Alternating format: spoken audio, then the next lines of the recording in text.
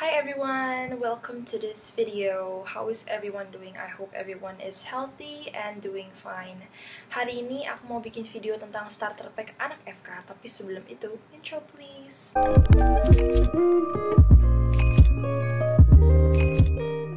Before we start, don't forget to click the subscribe button and turn on the notification bell for updates on my next videos. You guys must be wondering, apa sih starter pack anak FK, apalagi yang tahun-tahun pertama gitu ya. Khususnya pada video kali ini aku mau ngomongin secara spesifik tentang buku. Jadi aku bakal menjelaskan buku-buku apa aja yang kalian bakal butuhin at least selama 1 tahun pertama itu. Jadi kalian gak usah bingung lagi, tonton terus videonya. Sebenarnya buku kedokteran itu banyak banget ya, kita kalau ngomongin dari penerbit tuh edisi-edisi juga banyak, ada Inggris, ada Indonesia. Tapi kalau kalian untuk menentukan mau pilih buku apa, sesuai dengan modul yang dikasih oleh uni kalian aja. Biasanya di situ udah tertera jelas kalian tuh pakai buku referensinya apa aja. Untuk buku-buku harganya nanti aku bakal list kisaran harganya. Aku udah lupa aku beli di mana semua, tapi I will list harganya di sekitar sini, so perhatikan baik-baik ya. Pas awal itu kita bakal pastinya belajar tentang semua yang mendasar. Anatomi, histologi, fisiologi, biokimia, dan sebagainya. Nah, kalau kalian nggak tahu itu topiknya apa, you guys just google it up. Ini adalah buku-buku yang pasti kepake di tahun pertama kalian. Anak FK itu nggak jauh-jauh dengan yang namanya anatomi. Jadi pasti paling pertama kita memiliki atlas, not textbook tapi atlas. Kita punya atlas Sobota ini. Jadi Sobota ini beli satu set itu 3 jilid. Ini salah satu jilidnya doang. Ini kayaknya yang paling tebal deh. Ya, ini tentang general anatomy dan musculoskeletal system. Terus ada satu jilid lagi yang tentang organ, satu jilid lagi yang khusus bagian kranium. Nah, untuk punya buku ini sebenarnya kalian beli di toko buku yang kedokteran gitu itu pasti ada. Karena ini essential banget buat kalian anak FK, especially tahun pertama. Nah, ini kalian bakal pakai bawa ke lab segala macem. Jadi, aku bakal kasih tahu kalian ini buku akan kotor. Bukan kotor gimana, tapi kotor kalian kan masuk ke lab dan ketemu kadaver. Nah, kalau di kedokteran itu kita nggak bilang mayat, kita bilang kadaver untuk alat pembelajaran pendidikan. Nah, kalau kalian kan bakal megang kadaver tuh, kalian bakal megang buku ini juga. Jadi, this will get dirty, jadi aku saranin kamu bakal sering-sering bersihin ini, disinfect setidaknya. Soalnya kalian bakal pegang kadaver bolak-balik dan pegang buku ini. Dan kadang-kadang juga mungkin just maybe bisa bau formalin juga. Aku sih udah bersihin ini berapa kali, tapi tetap aja tuh pannya rada buntok. Aku kasih sampul sih sebenarnya, jadi kayak lebih long lasting gitu. Back to topic. Nah, ini aku punya yang edisi ke-15, bukunya itu bahasa Inggris. Gak tau kenapa aku memang personally suka buku-buku bahasa Inggris, karena aku memang gak ada kendala sih sama bahasa Inggris. Tapi Sobota ini comes in an Indonesian version, jadi kalau kalian yang lebih suka baca keterangan dalam bahasa Indonesia, that's fine. Cuman yang aku kasih tahu itu bedanya itu sedikit banget. Dalam ini kan kalian dikasih istilah-istilah bahasa Latin, mulai dari otot, tulang, pembuluh darah, segala macam tuh pakai bahasa Latin. Jadi menurutku tuh nggak terlalu beda-beda banget isinya. Paling keterangan yang di bawah ini aja tuh beda bahasa. Kalau kalian beli Sobota yang bahasa Inggris, keterangannya bahasa Inggris, bahasa Indonesia. Nah, kembali lagi ke kalian nyamannya kayak gimana. Kalau nggak salah, aku beli waktu itu tuh Indonesia lebih mahal. Jadi Indonesia satu set itu sekitar 2 jutaan. Kalau nggak salah ya, kalau harganya belum naik atau berubah. Terus kalau yang Inggris itu 1,6 atau 1,5-an. Waktu itu lagi diskon kalau nggak salah, jadi aku dapat 1,3. Cepet-cepet lah beli ini, soalnya kadang-kadang kalau misalnya kalian beli di toko buku terdekat di uni kalian, biasanya itu suka habis stoknya gitu karena orang pada mau beli ini. So this is a must. Sebenarnya buku anatomi itu banyak, ada contohnya kayak Yokochi, ada Netter. Tapi ya kembali lagi ke referensi kalian. Tapi untuk atlas ini sih go to. Next up, kita punya buku farmakologi UI. Nah, aku di uni aku sih pakainya ini kalau belajar farmakologi. Kita belajar interaksi obat, habis itu farmakodinamik, farmakokinetika. Nah, itu tuh baca buku ini menurut aku tuh enak banget dan lumayan lengkap lah. Jadi nggak salah kok kalau beli ini. Lagian sampai blok-blok atas juga kalian bakal sering buka ini buat referensi gitu. Ada beberapa temanku sebenarnya prefer untuk nggak beli. Mereka pakainya yang crash course. Nanti aku juga bakal tunjukin buku yang crash course. Kalau yang crash course itu tuh kayak buku yang lebih kecil dan mungkin lebih ringkas. crash course-nya dia itu tapi bahasa Inggris. Nah sementara ini bahasa Indonesia. Nggak tahu kenapa aku suka pegang ini aja. Kalau dosenku sih bilang udah baca aja FKUI selesai. Next, masih dari penerbit yang UI. Ini adalah buku ilmu penyakit dalam. Sebenarnya ya sejujurnya ini tuh baru kepake pas di semesteran 3. Soalnya kan kalau di uni aku kan pas semester 1 itu BSH, BM1, BM2, semester 2 itu BM3, IKM, dan Humaniora. Masuk sistem organ itu baru di semesternya yang ketiga. Nah, disitulah baru mulai kepake ilmu penyakit dalam nih semua nih. Tapi menurutku nggak salah sih untuk beli ini pas awal-awal. Kalian lihat aja, cek ini kalau nggak salah ya, harganya itu satu set 3 jilid itu 1,6 kalau nggak salah, 1,6. Nah, kalian pinter-pinter aja, kan masih butuhnya sekitar semesteran ketiga. Kalian pas lagi harganya murah, beli. Gitu loh. Ini tebelnya tuh segini, dan 3 jilidnya tuh segini semua. Jadi aku nggak nyaranin nih sama sekali dibawa ke kampus, baca aja di rumah cukup. Terus tadi kita ke skip 1. Setelah tadi kan udah anatomi, the pharmaco. Habis itu kita balik dulu ke dasarnya itu fisio. Fisiologi itu berarti kita belajar semuanya yang normal dari tubuh. Intinya kita pelajari cara kerja tubuh, segala macam, mulai dari peredaran darah, habis itu mulai sistem ekskresi dan sebagainya. Nanti aku bakal list harganya di bawah.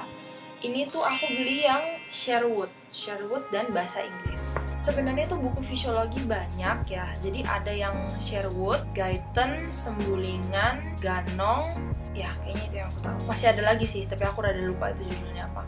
Nah, kalau aku patokan belajarnya sih masih pakai ini kalau untuk bikin PowerPoint buat PBL dan segala macam. Cuman aku yang Guyton aku nggak beli, aku belinya yang Sherwood aja. Kalau untuk belajar, aku tuh lebih suka baca pertama Sembulingan dulu, baru aku baca Sherwood. Soalnya kalau Sembulingan tuh nggak tahu kenapa penulisannya tuh lebih simplified. Jadi aku bisa get a glimpse, setidaknya aku tahu kira-kira gimana gambarannya dari keseluruhan pelajarannya. Habis itu baru aku baca lebih detail lagi di sini. This is a must. Balik ke anatomi. Di tangan aku punya buku Gray Dasar Anatomi. Ini menurut aku lebih ke textbook, bukan atlas. Kalau atlas kan kita cuma diberikan gambaran serta label-label gitu kan.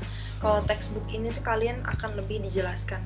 Nah, kalau untuk anatomi Gray yang ini adalah bahasa Indonesia. Habis itu di dalam itu kamu bisa belajar lebih ke ada praktek klinisnya. Dari indeksnya itu kita bisa lihat dia selalu ada aplikasi klinisnya sama aplikasi imaging, pencitraan misalnya kayak di X-ray, di CT gitu. Jadi kalau kalian udah ngomongin tentang penyakit, biasanya pakai ini tuh juga lumayan enak karena kalian akan belajarnya itu berdasarkan digolongin sistem organnya.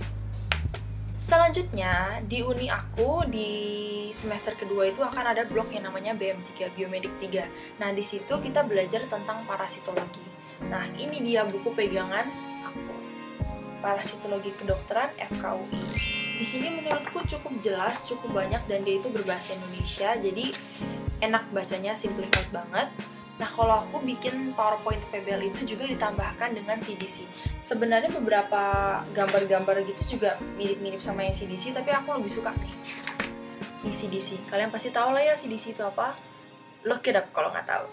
Nah, aku juga suka nyari di CDC agar dapat news-news yang lebih updated, apalagi ngomongin tentang parasit. Kan ada aja selalu mungkin penemuan baru yang dipublish di jurnal atau dipublish di health organizations gitu. Untuk belajar sih aku punya ini. Nah, sebenarnya ada atlas parasit. Aku waktu itu kalau nggak salah pas lagi praktikum aku minjem di perpustakaan. Soalnya cuma pakai buat beberapa kali doang. Jadi menurut aku itu rada sayang. Tapi kalau buat kalian yang mau beli atlas parasit boleh banget, kalian beli aja di toko buku kedokteran tuh biasanya ada. Sepaket biasanya barang ini jual. Terus ngomongin soal parasit kan kebetulan skripsi aku kan tentang parasit juga. Gak apa-apa sih pengen cerita doang, skripsi aku tentang parasit. Guys, doain ya skripsiku cepat selesai agar aku bisa cepat lulus biar bisa koas, habis itu bisa jadi dokter. Lanjut. Ini adalah buku At a Glance Farmakologi Medis. Jadi buku terbitannya At a Glance ini sebenarnya ada banyak. Dia punya hampir semua sistem kayak dia punya. Dia itu tentang farmakologi ada, tentang anatomi ada, tentang hematologi ada, sistem imun juga ada. Tapi aku cuma beli yang hematologi sama ini. Itu doang. Karena waktu itu aku benar-benar kesulitan belajar dan yang bisa bikin aku belajar cepet nangkep itu ini, buku ini. Sebenarnya di buku ini tuh sama aja ngejelasinnya sama kayak buku FKUI, cuman ini lebih ringkas. By the way, ini aku beli yang bahasa Indonesia, sama buku satu lagi yang At a Glance Hematology. Tapi memang FKUI itu lebih lengkap, lihat aja guys bedanya, tebelnya satu segini doang. Kalian decide it for yourself. Tapi nggak salah yang namanya beli buku, karena kalian kan menginvestasikan uang kalian dalam bentuk buku. Ini kan ilmu gitu ya, jadi menurutku tuh nggak ada yang sayang. Cuman harus dipikirkan baik-baik juga, nggak mungkin kan kalian ngegelontorin uang buat beli semuanya dibeli gitu. Menurut aku sih pinter-pinter smart buying aja, kalian butuh yang mana atau kalian cocok baca yang mana, kalian beli itu. Selanjutnya, embriologi kedokteran. Nah, embriologi kedokteran ini dia bakal dipakai di blok siklus hidup. Siklus hidup itu kalau di uni aku tuh di semester ketiga. Kita belajar bukan riwayat perjalanan hidup dari kita masih zigot sampai tua. Kalau embriologi itu kan pasti pakai buku ini, pakai buku Remen. Itu dosenku di uni tuh katanya pegangan sama ini aja udah, yang penting dibaca bener-bener ya guys ya, jangan cuma dipegang doang. Ini tuh yang edisi ke-12. Ini aku beli dalam bahasa Indonesia. Ini dipakai pas di semester 3, so nggak mesti beli pas awal-awal banget. Tapi kembali lagi seperti yang aku bilang, kalau lagi murah beli, pasti pakai. Buku terakhir di video kali ini, kita ngomongin tentang Nelson Ilmu.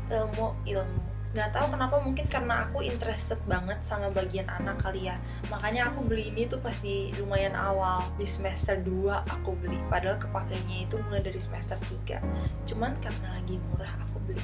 Nah, ini bukunya itu lumayan banyak, kontennya basically tentang semua anak, mulai dari, aku buka sneak peek dikit ya. Nah, mulai dari pertumbuhan dan perkembangan anak, gangguan perilaku, juga ada gangguan psikiatri, masalah psikososial, sistem pencernaan, sistem respiratori, kardiovaskular, hematologi, onkologi, urologi, endokrinologi, neurologi, ortopedi, dermatologi. Semuanya ada di sini. Sebenarnya ini enak banget sih, soalnya ini bahasa Indonesia. Ini tuh edisi update ke-6. Ada Nelson yang bahasa Inggris, feel free kalau kalian mau baca yang bahasa Inggris, kalau aku rada puyeng. Udah selesai deh. Nah, menurutku itu aja sih starter pack yang kalian butuhin di tahun-tahun pertama. Sisanya itu mungkin kalian dapat diktat dari uni kalian, atau misalnya dapat PowerPoint dari dosen. Menurutku itu bacanya paling penting itu dulu. Soalnya kan yang ngajar itu kan dosen kalian. Kalian baca itu pertama kali untuk mendapatkan gambaran. Kalian harus belajar apalagi sisanya, apalagi sih yang kalian harus explore. Baru setelah itu kalian baca textbook. Terus ingat ya teman-teman, kalau misalnya mau baca untuk referensi, selalu baca textbook. Jangan pakai sumber-sumber lain, seperti contohnya Blogspot untuk dijadikan bahan referensi, karena kan kita nggak tahu keabsahannya. Memang paling pertama untuk pendidikan kita pasti pakai textbook dulu, atau paling jauh misalnya kalian bisa pakai jurnal atau publikasi. Menurutku tuh nggak rugi lah beli textbook. Yang penting mungkin kalian bisa pertimbangkan kalau memang terlalu mahal, bisa pinjem di perpustakaan, atau misalnya pinjem sama teman atau sama senior. Kalau memang kalian pengen berniat beli, gak apa-apa, beli aja. Menurutku it's a good investment.